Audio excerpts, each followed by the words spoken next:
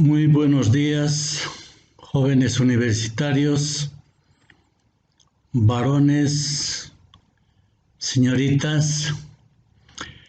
Continuamos con el desarrollo de este tema. Esta vez vamos a desarrollar el acápite que corresponde al índice de precios al consumidor. Es decir, continuamos a partir de ese acápite hasta terminar el tema, y esta va a ser la última clase y hasta aquí va a ser el avance de la asignatura de Estadística 1. Entonces nos vamos al índice de precio al consumidor, IPC en Bolivia.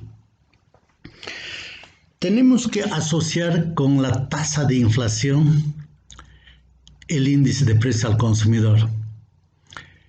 La tasa de inflación se mide con la variación porcentual del índice de precio al consumidor en un año determinado, en un país determinado.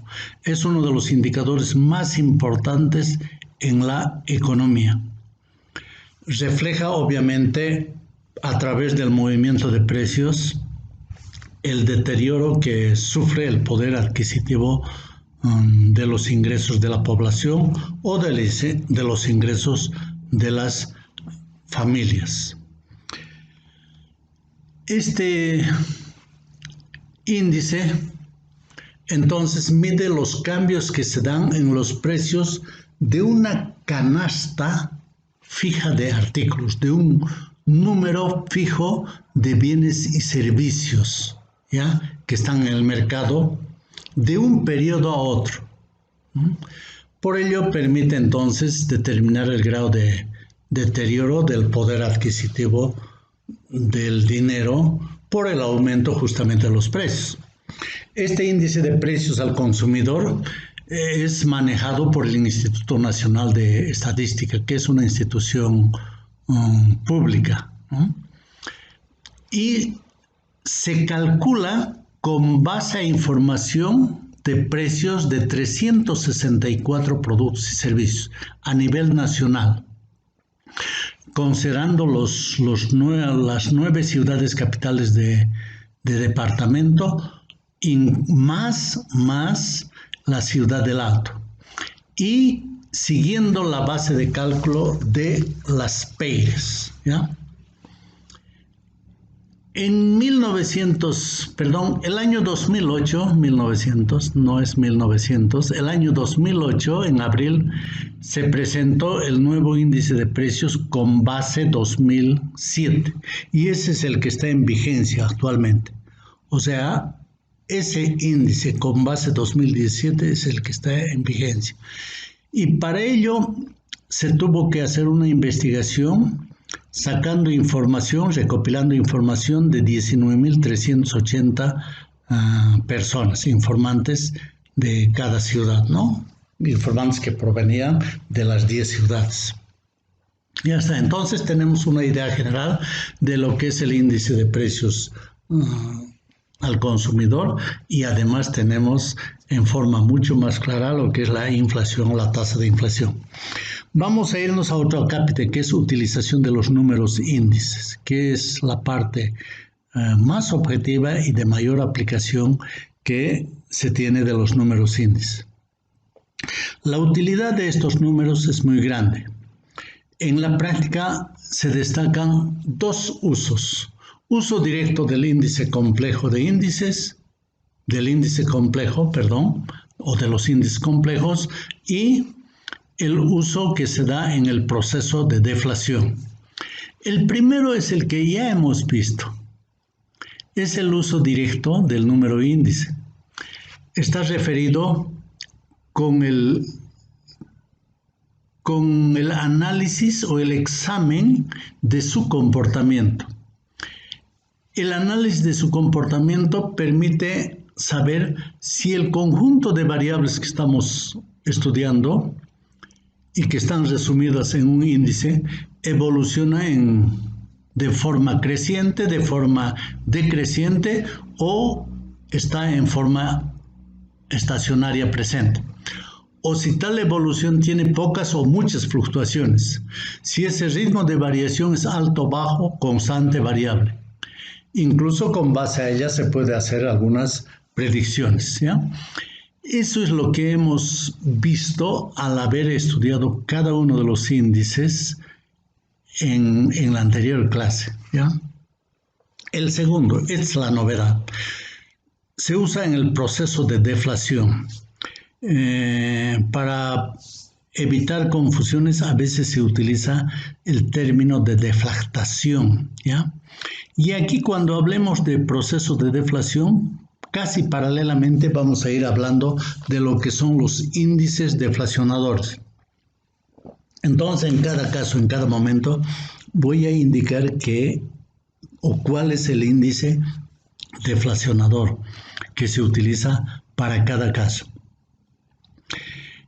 Entonces, uno de los usos indirectos o uso aplicativo para resolver otras cuestiones, otros problemas, es el que corresponde a la deflación. Para entender la deflación y para definir, vamos a un poco objetivar de otra manera toda esta conceptualización. Vamos a partir del hecho de que el dinero no tiene el mismo valor en el tiempo, es decir, a medida que pasa el tiempo, de un periodo a otro. La pérdida del valor del dinero en el devenir del tiempo es una ley universal. Entonces, si digo dinero, me estoy refiriendo al dólar, al boliviano, al rublo, al euro, al yen, al real brasilero, etc., a cualquier moneda, ¿ya? Por ejemplo, si nosotros retrocedemos a 2012 y ahí tenemos 100 bolivianos, puede ser 100.000 también, 100 bolivianos, esos 100 bolivianos del 2012 que se usó no es igual a los 100 bolivianos que se usa el 2018 o que se usa el 2019, ¿ya? Las ventas que hace una empresa comercial en los últimos años, ¿ya? En los últimos 5 años, digamos del 2015 al 2020, ha aumentado en un 60%, ¿ya? Es otra situación. Finalmente, un trabajador ha visto que su sueldo, sus ingresos, se han incrementado en un 15% el último año. Eso en un año se ha incrementado en un 15%. Cada uno de estos porcentajes, porque fíjense que son incrementos o montos, hace que una persona se sienta bien si es que los precios no hubieran variado. Pero ¿qué sucede? Que los precios varían. Los precios son el fiel reflejo del valor del dinero. De tal manera que si los precios se duplican, el valor del dinero se reduce a la mitad. ¿Ya?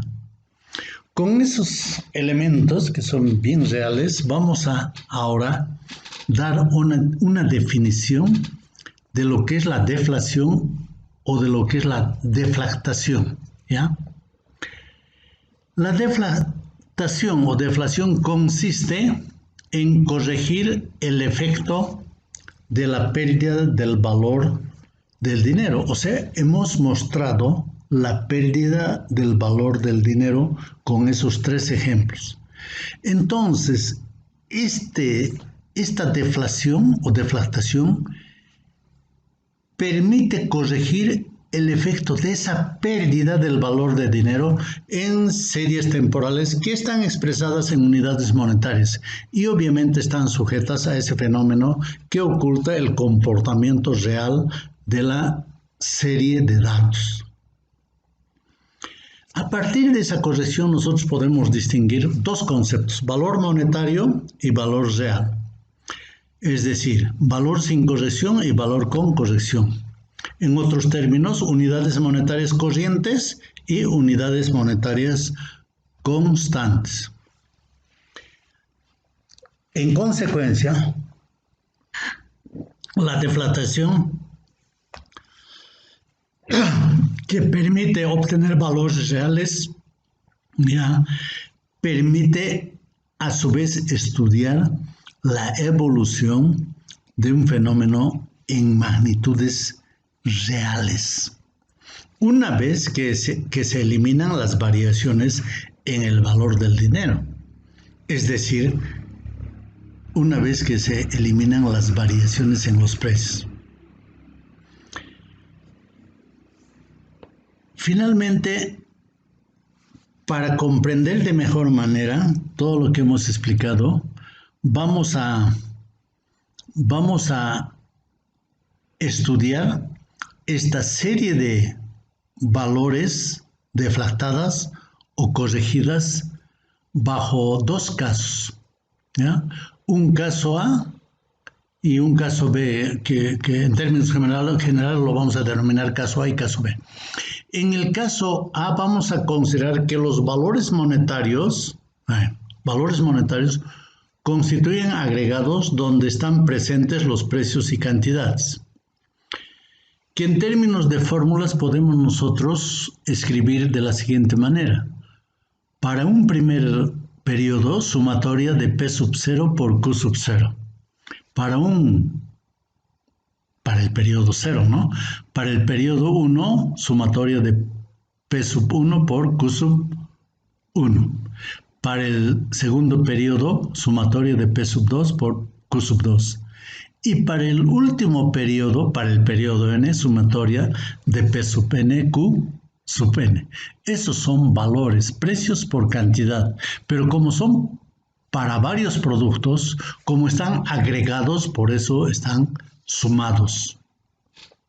Esta serie de valores que no están corregidos, mediante la corrección hay que convertirla en otra serie a valores constantes, en otra serie de valores reales.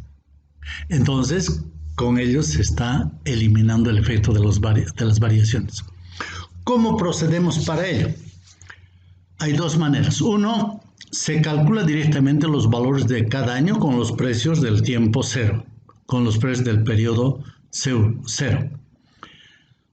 Con frecuencia se utiliza ello siempre y cuando se tenga precios y cantidades disponibles para hacer el agregado. En el segundo caso, se utiliza un índice adecuado de precios. Este índice apropiado de precios resulta ser el índice de precios de Pasch, ¿ya? En este segundo caso, se utiliza el índice de precios de Pasch. Obviamente, este índice debe responder al mismo conjunto de variables que estamos tratando para esos agregados, eso que hemos puesto al inicio. ¿No es verdad?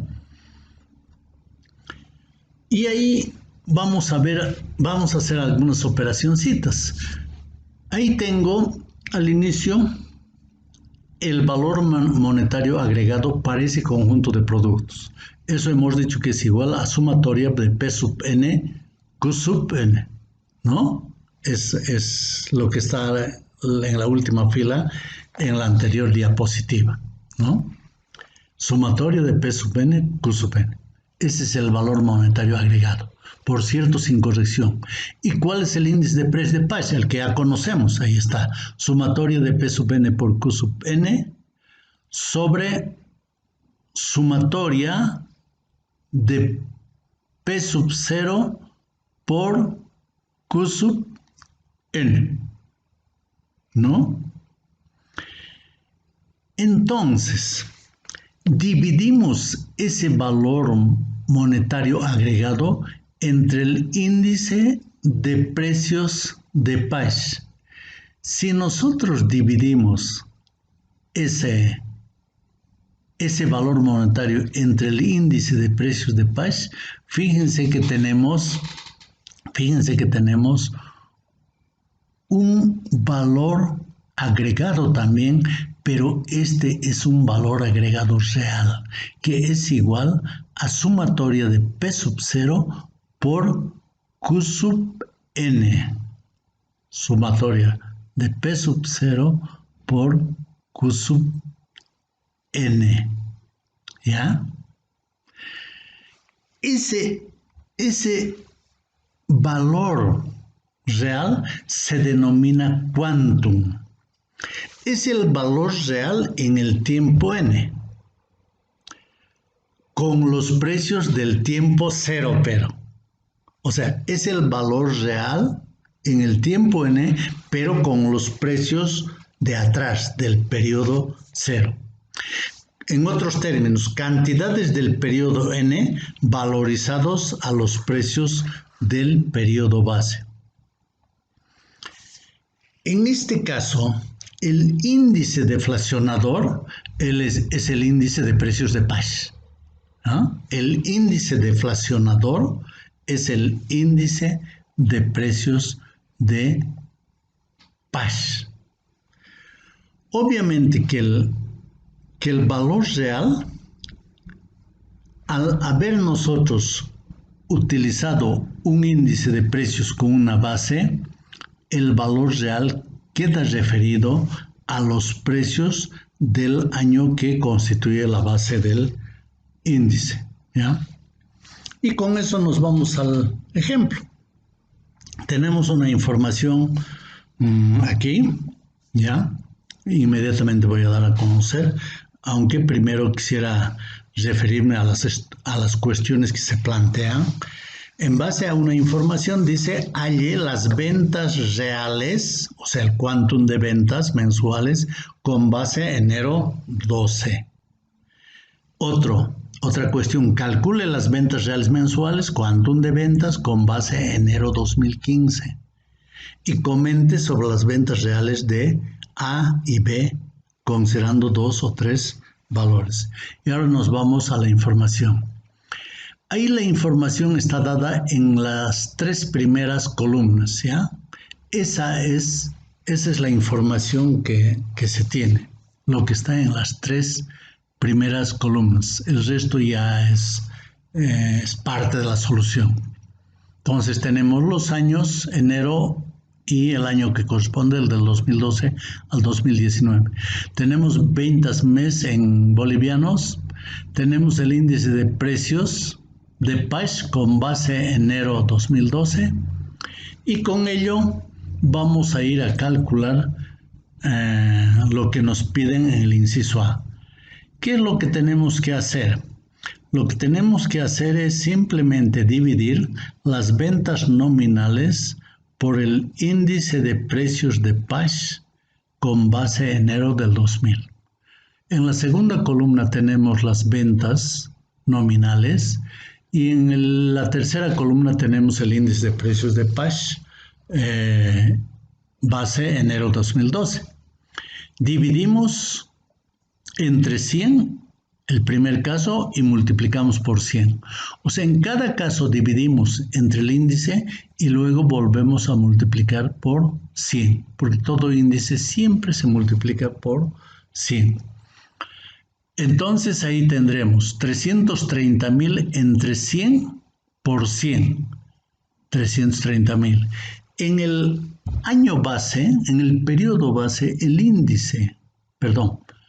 el periodo base, que en este caso es enero 2012, las ventas nominales son iguales a las ventas reales, 330.000, 330.000.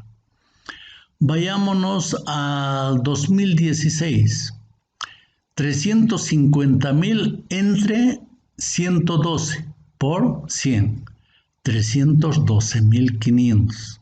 Fíjense que ya no es igual.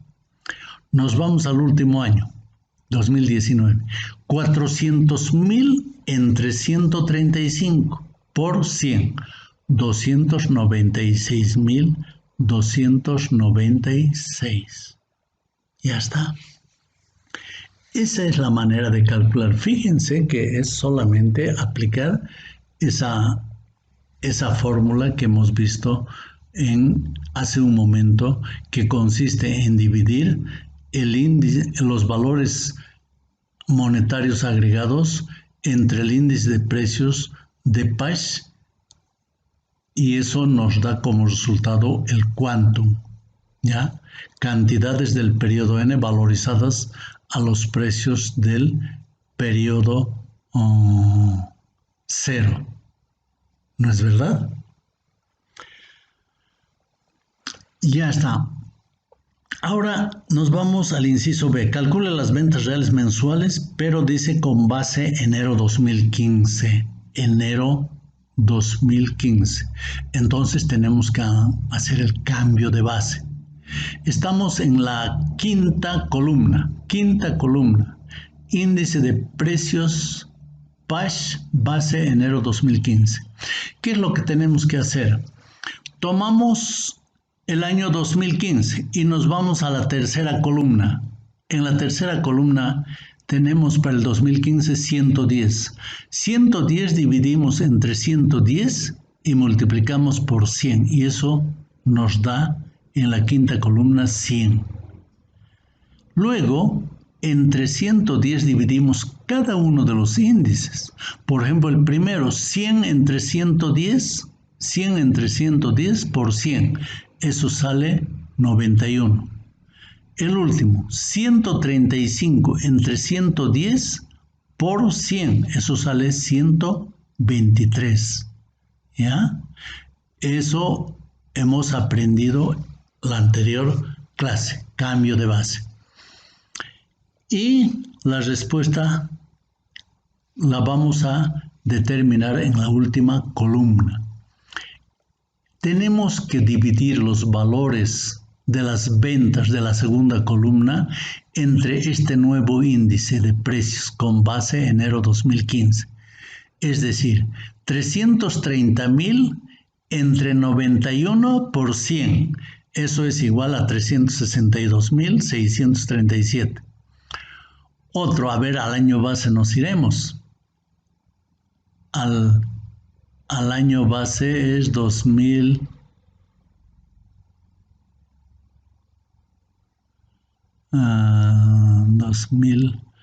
No, vámonos al 2017. El año 2017. 350,000 entre 109 por 100. Eso sale 321,101. El último, el 2019.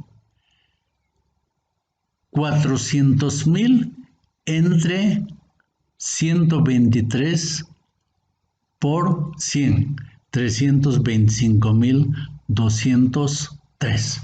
Y ahí tenemos, obviamente, las ventas reales con base en enero del 2015. Bueno, dice, comente sobre las ventas reales de A y B considerando 2 o 3 valores. A ver, nos iremos a la cuarta columna, ¿no? Buscaremos el menor valor, el 2017.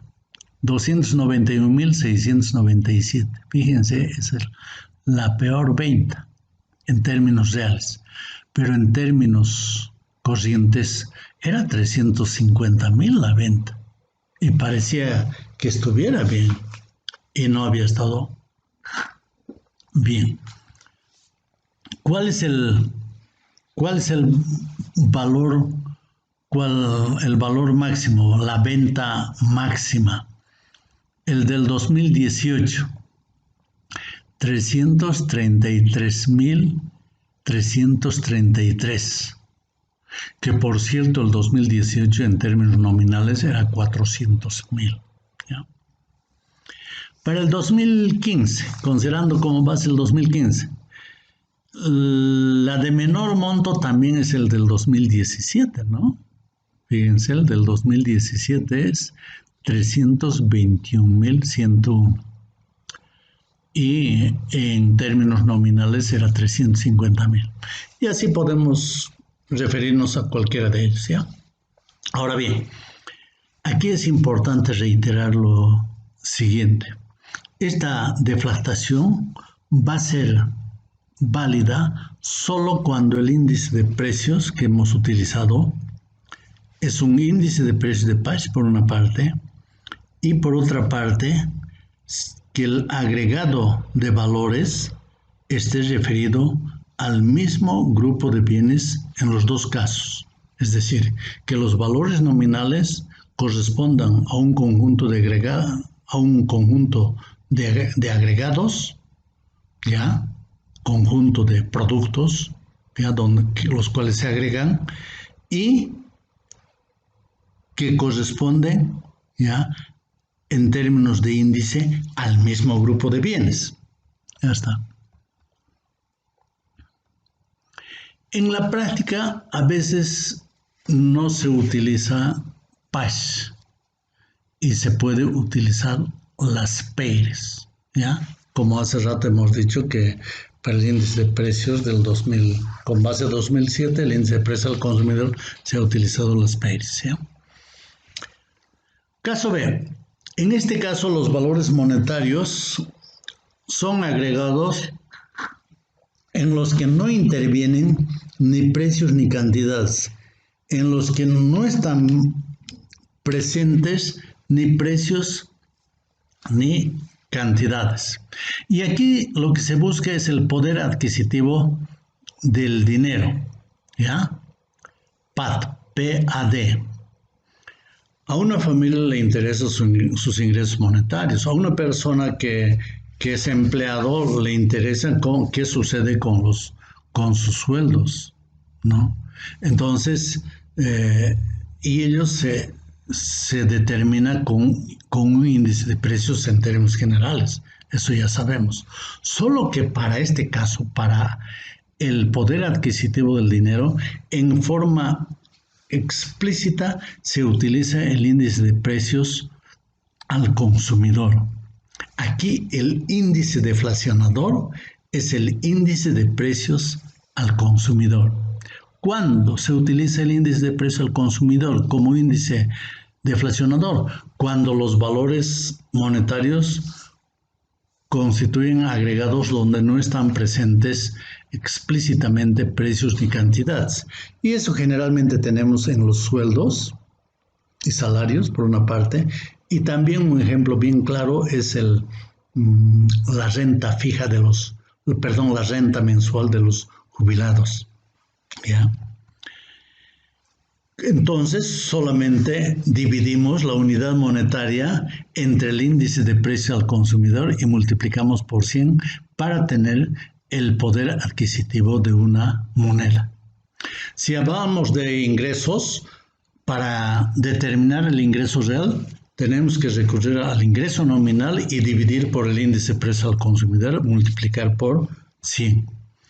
Y en el caso de los salarios, que es el que también interesa porque hay muchos trabajadores que tienen salarios en cualquier país, no interesa sean de una empresa pública, privada, organización no gubernamental, etc. ¿Ya? Siempre le interesa a esa persona saber sobre el poder adquisitivo de su sueldo. El sueldo real en este caso sería igual al sueldo nominal, al sueldo que recibe entre el índice de precios al consumidor multiplicado por 100. Eso es así de sencillo. Vuelvo a recalcar, el índice deflacionador es el índice de precio al consumidor. En resumen, podemos nosotros hablar o resumir a través de mediante un esquema todo lo que hemos hablado. Valor nominal, luego tenemos proceso de deflación. A los valores nominales aplicamos el proceso de deflación y tenemos los valores reales. Dependiendo del tipo de agregado, este valor real puede ser un quantum o puede ser poder de compra. O sea, nos da como valor real un quantum o nos da como valor real poder de compra. Ya está, eso es. Ejemplo. Las rentas mensuales de un jubilado y el índice de precio al consumidor se presenta para 10 años a continuación. Calcule el nuevo índice de precios cambiando la base a enero 2015, dice. Y luego dice calcule la renta real del jubilado para cada año con base a enero 2015. Y eso es lo que vamos a hacer. Entonces la información está dada en las 3 columnas primeras, ¿ya? Enero año, rentas mes de jubilados, índice de precios con base enero 2009. Primero cambiamos la base porque nos dice eso, ¿no? Ese índice de precios al consumidor del 2009 ponemos a índice de precios del consumidor a base enero 2015. Para ello tomamos el 2015, que es el 130, dividimos 130 entre el mismo 130 y multiplicamos por 100. 130 entre 130, 1 por 100, 100. Para el primer año, sí. 100 entre 130 por 100, 77. Para el último, 140 entre 130 por 100, 108. Y tenemos entonces la cuarta columna configurada, ¿no es verdad? 77, 75, 81, etc. ¿Ya? Y ahora hay que sacar la renta real con base enero 2015, o sea, considerando esta última, esta anterior columna, la cuarta columna. Para ello, dividimos 3.300 entre 77 por 100. 3.300 entre 77 por 100. Eso da 4.286. ¿No es verdad? El del año base 2015, 4.500 entre 100 por 100. 4.500. El último año, 6.000 entre 108 por 100, 5.556. Y ahí tenemos las rentas reales en la última columna con año base enero 2015. Ahí tenemos otro problemita muy chiquito, ¿ya? Otro problemita. Ahí, a ver, veamos. El sueldo de un economista ha aumentado entre enero 2015 y 2019 de 10.000 a 12.000. En el mismo periodo, el índice de precio al consumidor aumentó en 25%. Calcula el sueldo real del economista para los 2 años, con base en enero 2015. Entonces tenemos 2015-2019, el sueldo 10.000, 12.000. El índice de precios de 100 a 125, porque dice se ha incrementado de un primer periodo a un segundo periodo en un 25%. Eso quiere decir que del 100% se incrementa en un 25%, 125. El sueldo real para el año base es el mismo, 10.000 entre 100 por 100, 10.000. 12.000 entre 125 por 100, 9.600. Comente, dice. Fíjense que el sueldo real del economista ha disminuido, ¿no? De un periodo a otro, del 2015 al 2019, aunque en términos reales se ha incrementado. Ya está. Y ahora nos vamos al último acápite, que vamos a desarrollar un poco, tal vez corriendo, ¿ya? Y si nos quedamos por ahí, bueno, ahí va a terminar la clase, porque no tenemos más clase. Deflacionador implícito del Producto Interno Bruto.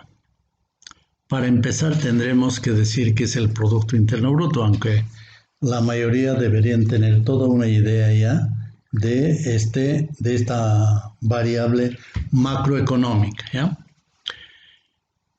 El Producto Interno Bruto de cualquier país es el valor global de la producción de bienes y servicios a precios de mercado en un año determinado, ¿ya? Esta magnitud macroeconómica es afectada también por la depreciación monetaria, porque hemos dicho que la moneda pierde valor en el tiempo. Entonces hay que buscar en términos reales el valor del Producto Interno Bruto. Entonces hay que valorar a precios constantes.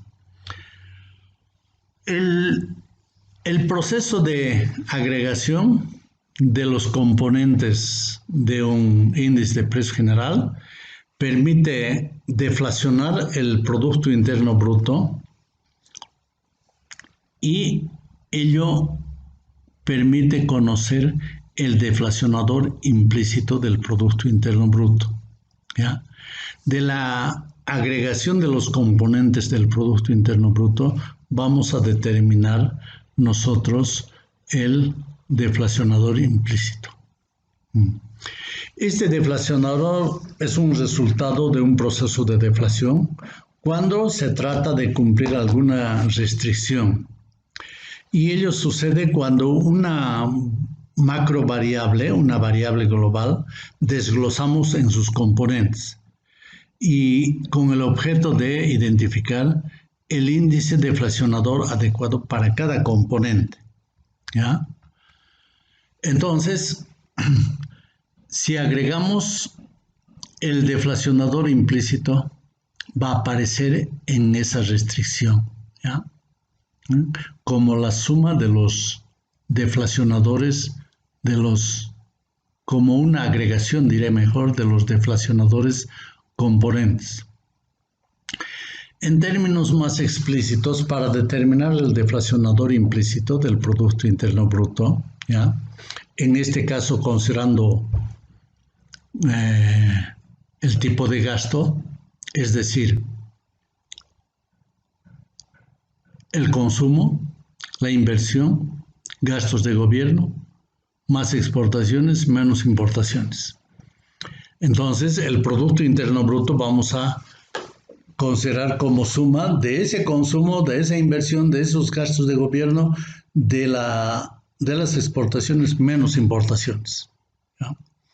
Esos son los valores nominales. Y el Producto Interno Bruto real será pues igual al consumo real, más la inversión real, más los gastos de gobierno reales, más las exportaciones reales, menos las importaciones reales. ¿Cómo calculamos ese consumo real? Consumo sobre índice de precio de consumo. ¿Cómo calculamos la inversión real? La inversión sobre índice de precio de inversión. Más gasto nominal sobre índice de precios de gastos de gobierno. Más exportaciones sobre índice de precio de exportación. Menos importaciones sobre índice de precio de exportación. Eso tenemos en el segundo miembro.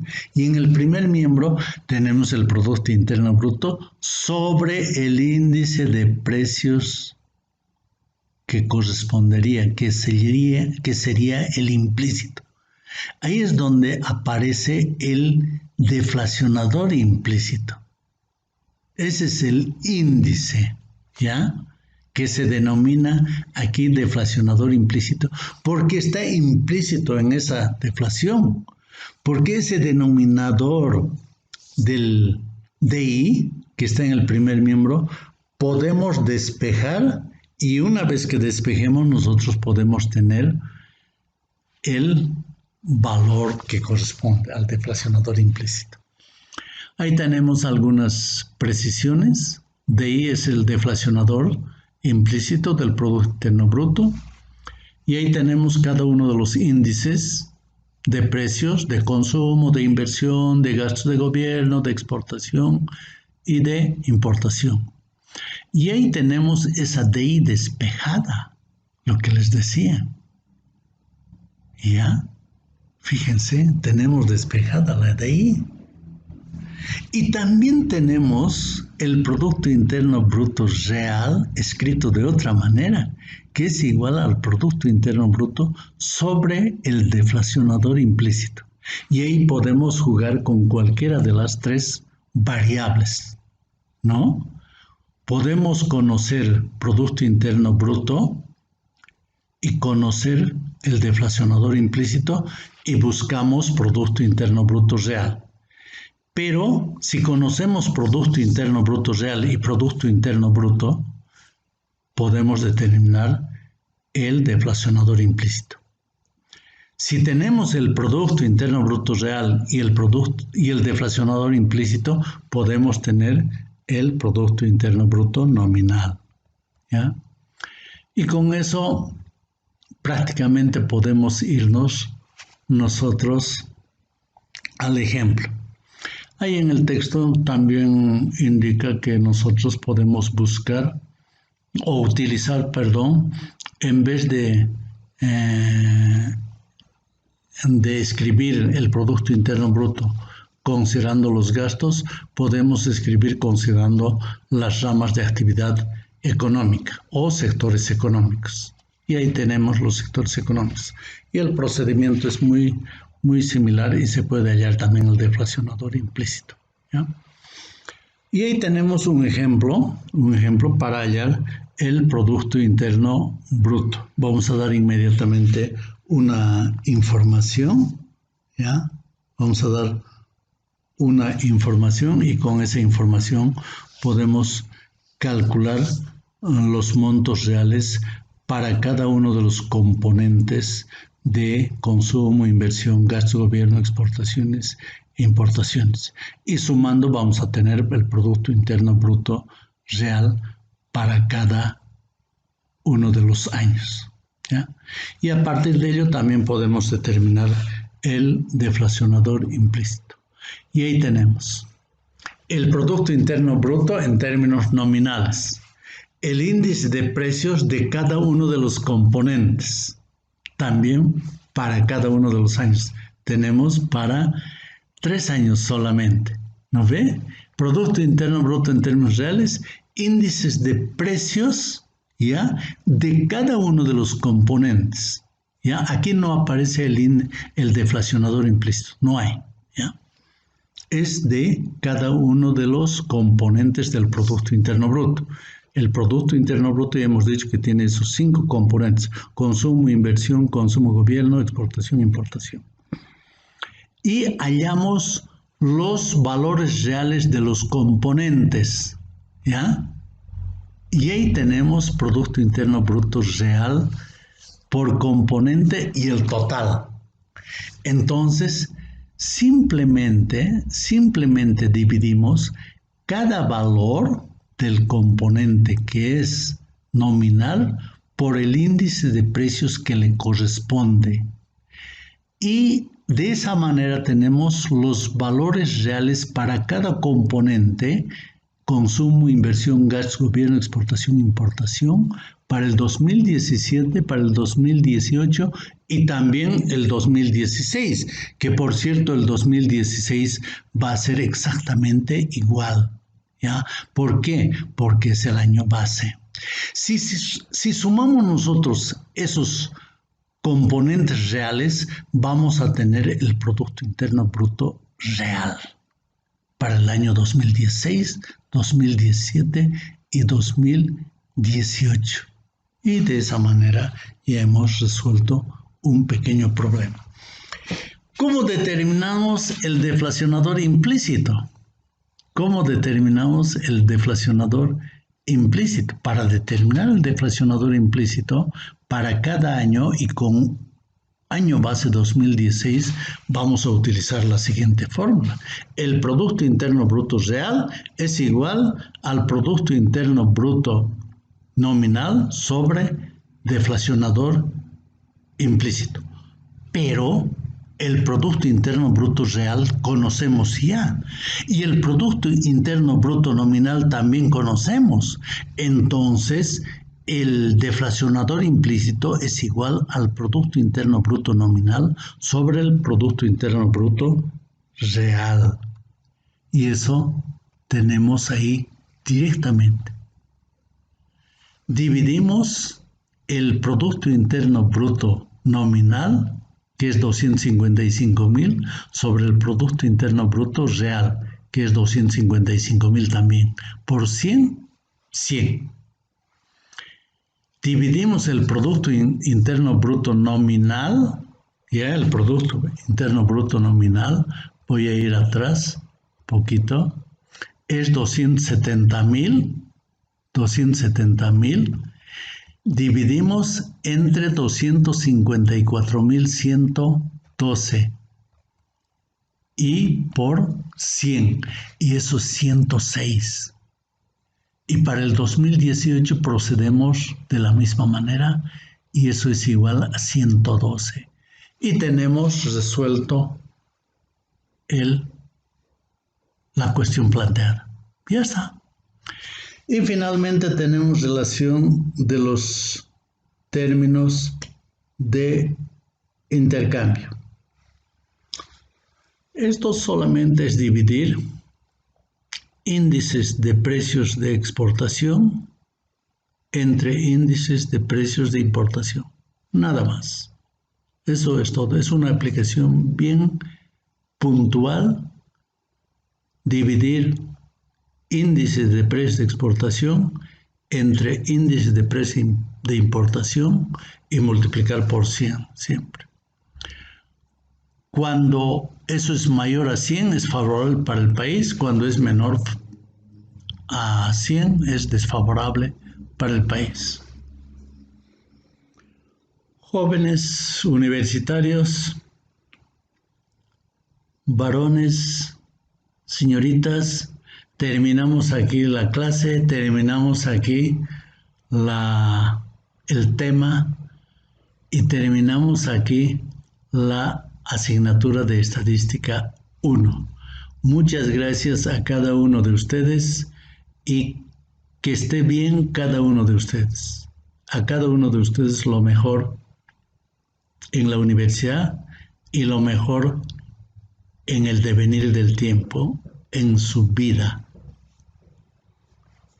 Que les vaya bien. Hasta luego.